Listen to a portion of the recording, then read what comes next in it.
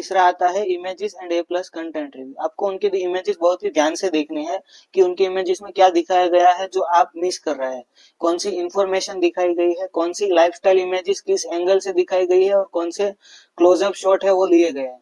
सारी ही चीजों को ध्यान से एनालिसिस करना है और आपको इनसे आइडिया लेना है, कोई भी चीज कॉपी नहीं करनी है। यहाँ पे पूरे वीडियो में सिर्फ आइडिया ही लेना है कॉम्पिटिटर एनालिसिस करके, कोई भी चीज यहाँ पे कॉपी नहीं होनी चाहिए।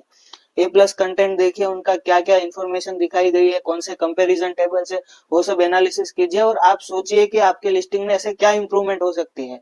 इससे आपको आइडिया आएगा कि आपकी लिस्टिंग कैसे इंप्रूव हो सकती है। कोई भी चीज कॉपी नहीं करनी है।